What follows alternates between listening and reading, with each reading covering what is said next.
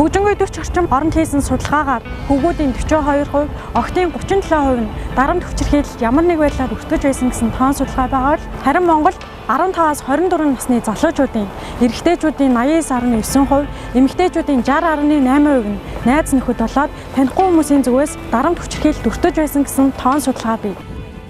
Томчууд энгийн байдгал зүйл гэж үздэг. Гэвтэл залуучуудын хувьд сэтгэл санааны дарамтанд орох, бие махбодын гэмтэл учрах, цаашлаа сургууль завсардах гэх мэт эрсдлүүд гарч байна. Энэхүү асуудлыг томчуудын анхаарлаас гадуур өнгөрөхөө гэдгээс залуучууд бид санаа зовж байна. Залуу хүмүүсийн оролцсон хүчирхийлэл нь дэлхийн хэмжээнд эрт нас баралт, гэмтэл, хөгжлийн бэрхшээлийн томоохон шалтгаан болоод байгаа юм. Энэ төрлийн хүчирхийллийн үйлдэгч, хохирогч нь дэлхийн хаан ч гэсэн залуу хүмүүс өөрсдөө байдаг онцлогтой. Улсын хэмжээнд судлагдсан тоо одоо байрамд дата бол харьцангуй цөөхөн байгаа. Энэ нь ерөнхийдөө маш том судалгааны нэг одоо бүлэг дэд сэдв болж судлагдах, эсвэл хавчуурга байдлаар судлагдаж явж ирсэн байгаа. Түүнчлэн эрүүл мэндийн асуудлын хүрээнд энэ залуучдын дунд хүчирхийлэл маань осол, гэмтэл, бэртэл гэсэн категорийн дунд судлагдаж ирсэн байгаа маань яг энэ цэвэр одоо энэ асуудлыг судлах хүчин чармаалт бол их бага хэрэгцээ гэсэн үг. Төрөмгөл хүчирхийлэл үйлдсэн залуусын дийлэнх нь буюу нэлээд олон хэсэг нь хүүхэд наснда ямар нэгэн асуудалгүй. Харин өсвөр наснда буруу зүйл хийж хүчирхийлэл үйлддэг нь олон байдаг. Үүнийг нь болохоор өсвөр насныхны хүчирхийлэл хэмээн олон улсад нэрлэдэг. Дэлхийн нийтэд 13-аас 20 насныхныг илүү хүчирхийлэлд өртсөн хэмээн судалгаа байдаг бол харин Монгол улсад 14-өөс 15 насныхан буюу 7-оос 9-р ангийнхан хүчирхийлэлд өртсөн хэмээн судалгаа гаргасан байдаг.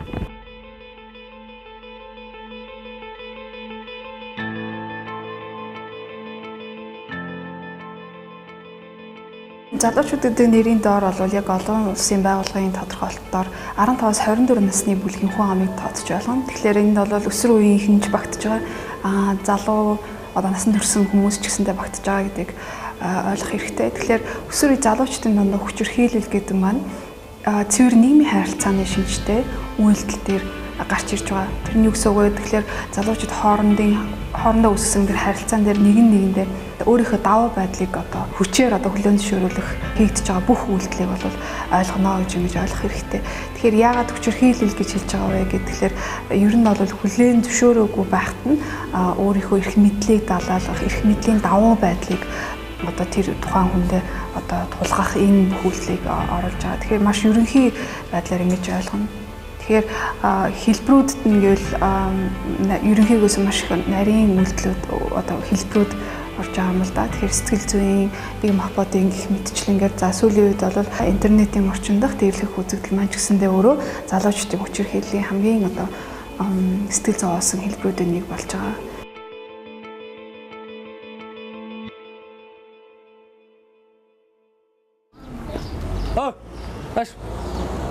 Наашла. Таймгүй нөө. Байхгүй шүү дээ.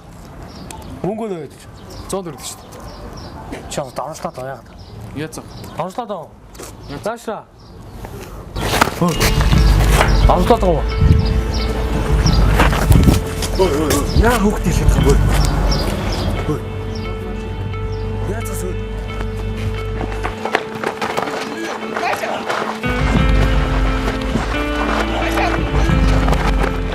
Та бүхэн сая үзүүлсэн энэ жишээ бол өсвөр үеийн хүүхдүүдийн дунд тохиолддог энгийн нэг явдал гэж бодоод өнгөрч болохгүй юм. Налах дүүрэгт болон тэгээ хотын захын дүүргүүдэд байдаг сургуулиуд хороодын дунд залуучуудын дунд тохиолж байгаа хүчирхийлэл яг ямар онцлог мөн чанартай болоод байгаа, юунаас болоод байгаа, ямар шалтгаан үр дагаврыг бий болгоод байгааг бид нэр судалсан. Тэгээ энэ судалгааны үр дүнд хотын гудамж талбайтай гэрэлтүүлэггүй гудамд нөгөө хороо дүүргээрээ талцаж хоорондоо зөрчилдөг нь их түгээмэл байдаг нь харагдсан. Намайг 5 дугаар ангид байхад манай ангийн нэг охиныг бусад бүх охтууд нийлж аваад бүх дэвтэр номыг урд хайсан л та надад үнэхээр амар харамсалтай санагдсан. Тэгээд би дараа нь тэр охинтой номоо хуваалцаж хэрэглэдэг байсан л та. Тэгээд ярин яагаад тэгж урд хайсан бэ гэдэг шалтгаан нь болохоор тэр охин бүдүүн байсан. Тэгээд тэрнээс олж тэгж айгүй их шоглуулдаг байсан. Гэн гэж ахгүй өсвөр үеийн залуучууд хүчирхийллийг амьдарч байгаа орчноосоо суралцдаг. Хэн нэгнийг дээрлэх, хэн нэгнийг цохох, хэн нэгнээс өшөөгөө авах, хүчтэй өчгөөгөө мэдрүүлэх гэдэг нь хүчирхийллийг улам мөр нэмсээр. 2013 онд нийгмийн эрүүл мэндийн хүрээлэнгийн хийсэн судалгаанд Нэг болон хэсэг бүлэг сурагчид нөгөөдөө таагүй зүйл хэлэх, таагүй үйлдэл хийх, гадуурхсан, шоглосон тохиолдлыг хүчирхийлэл гэж үзнэ гэж тодорхойлжээ. Харин сурагчид бие биетэйгээ нөхөрсгөөр тоглоом шоглоом хийх үйлдэлийг хүчирхийлэл гэж үзэхгүй болохыг онцлсан байна. Бид нар залуучуудын дунд хүчирхийлэл гэж юу юм бэ гэдгийг таньж мэдхийн тулд 10 жилийн сургуулиудаар кино хэлэлцүүлэг хийгээд судалгаа хийсэн байгаа. Тэгээд энэ судалгаанд нийтдээ 400 гаруй хүүхэд оролцсон. Бүгд ямар нэгэн байдлаар өөрөө хүчирхийлэлд үйлдсэн, эсвэл хүчирхийлэлд өмнө нь өртөжсэн, эсвэл хүчирхийллийн гэрч болсон хүүхдүүд байгаа байхгүй. Тэгэхээр энэ бол маш өндөр тоо. Тэгээд судалгаагаар юу гэж гарсан бэ гэхээр залуучуудын дунд хүчирхийлэл хамгийн их үйлдэгддэг газар бол сагсан бөмбөгийн талбай, хөл бөмбөгийн талбай, PC тоглоомын газар, гэр хорооллын зарим камергүй, хүн багтай, гудамж талбайд их үйлдэгддэг гэсэн ийм судалгаа гарсан байгаа. Тэгээ ерөнхийдөө энд үзүүлж байгаа жишээнүүд болвол манай судалгааны хамгийн олон давтамжтай харагдсан яг бодит байдаг жишээнүүд байгаа. Өчигдөр та хоёр нэр яасан? Яасан бэ тэгээд? Яах вэ тэгээд яах вэ? Гэрч өрөөжсэн үү? Саяны охиныг харав. За 7 хоног шинээр шилжиж ирсэн билээ. Тэр өмсөж зүсний харалтаа. Сонирм байгаа сте. Гэхдээ тооны хичээлдээ сайн гэсэн шүү дээ. Оо нэрээ өчтөр чимээ гойсон чи маргааш их цааргалцсан байлээ. Гэсэн чи яах вэ? Нөгөөдөг чи алтаа савтай хоёртай найз төгжчихсэн байлээ шүү дээ. Тийм үү. Бас төвчрийг нь ураад байж ирснийг манай ангийн хүүхд харсан байлээ. Угаасаа энэ харах царай нийл битэртэй нэг хэмжээнд суралц хүүхд биш л байгаа зү. Тэгээд бас дээрс нь багш шилжих тухай мухагаа хэлсэн гээд байгаа. Угаасаа шилжилж таарна тий. Хөөе, тэгээ багш мэдсэн юм уу? Мэдсэн чи яав гэж. За тийм дээ. За. Хүүхдүүд бол ямар нэгэн байдлаар багштай хэлдэг, нийгмийн ажилтнаа хэлдэг, тэ эцэг ихтэй хэлдэг байгаа даа. Тэгэхээр сургуулийн зүгээс бол тодорхой юу гэдэг шийдлийг санал болгодгоо хүчирхийлэл үйлдсэн хүүхдийн сургуулиас хөөх ч юм уу тэ олон нийтийн өмнө эвгүй байдалд оруулаад зарлаад шийтгэх тийм арга замуудыг сонгож асуудлыг шийдээд байгаа. Эцэг эхийн хувьд бол өөрийнхөө хүүхдийг өмөрөөд нөгөө хүчирхийлэлд үйлдсэн хүүхдийн ч юм уу зодон гарсан хүүхдийн ч юм уу очиод бусад хүүхдүүдийн нүдэн дээр зодж байгаа байдлаар адилхан зохиод авдаг ч юм уу чи манай хүүхдийг яагаад ингэж байгаа ингээд хил амар доомжлох иймэрхүү байдлуудаар ерөнхийдөө асуудлыг шийдээд байгаа.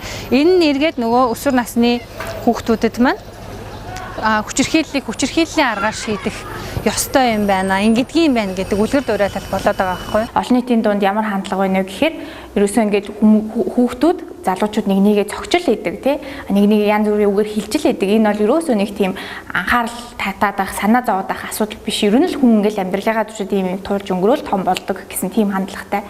Гэтэл энэ маань өөрөө тэр хүчирхийлэл үлдэж байгаа хүүхдийнхээ хувьд ч гэсэн залуучуудын хувьд ч гэсэн эсвэл тэрэнд өрсөж байгаа хүүхд залуучуудын хувьд ч гэсэн аюул сөрөг өрнөлөд агуулж яадаг. Тэгээ тэрийг нь бол төдийлөн сайн мэдэхгүй байгаа. Тийм олон нийтийн ойлголт хандлага бол төдийлөн сайн биш байгаа нь бол судалгааны явцад бол яг харагдсан. Үе тэнгийнхэн болон найз нөхдийн дунд нэгээ дээрлэх асуудал гардаг л да. Ер нь бол энэ үнэ.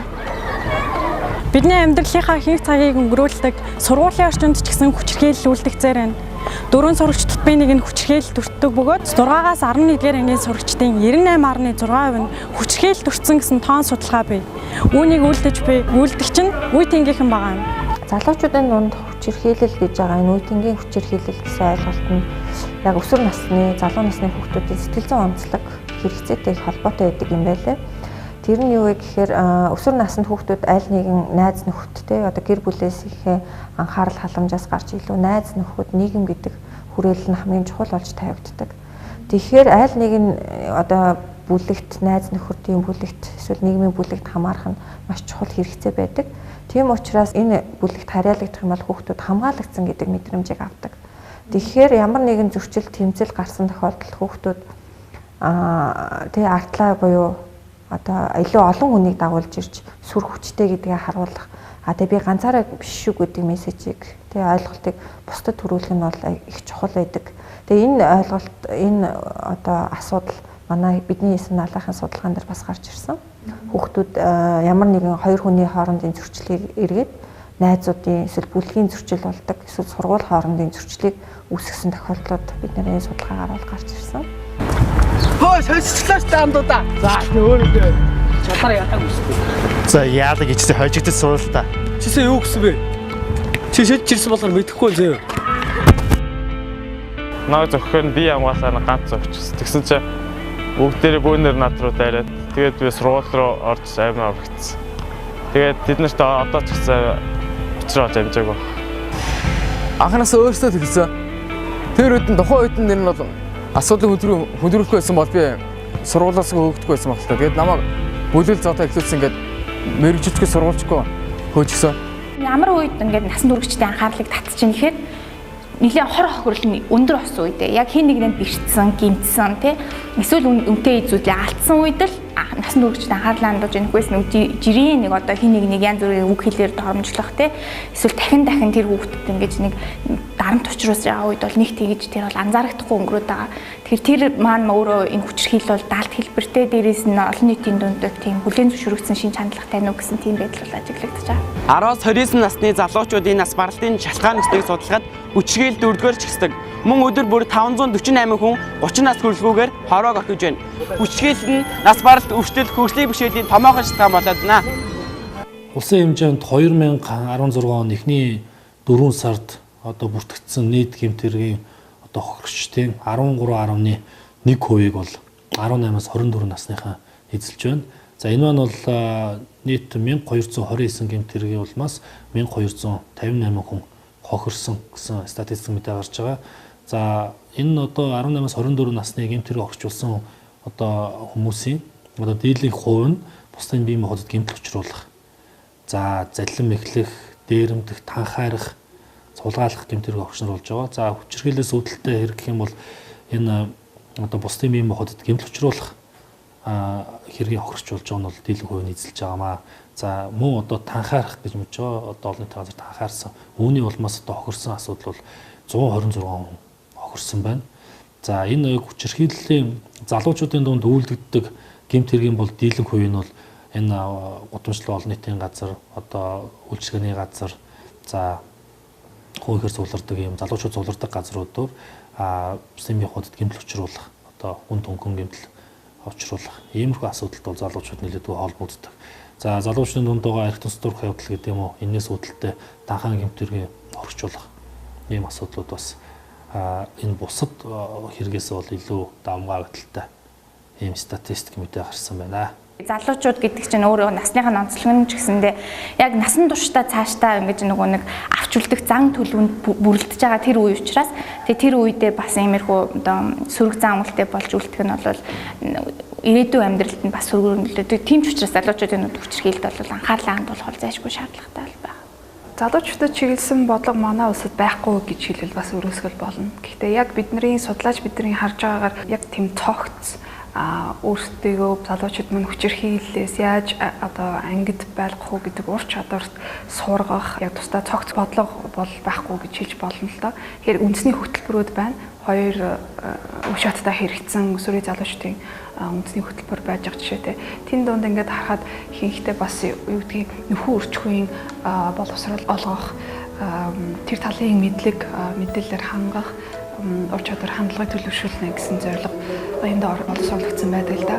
Тэгэхээр яг бидний хүсэж байгаа шиг одоо яг өнөө үеийн залуучдын өсвөр үеийн залуучдын хэрэгцээнд нийцсэн тийм цогц бодлого бол яахын аргагүй хэрэгтэй байна. Хүчирхийлэл бидний сонголт биш.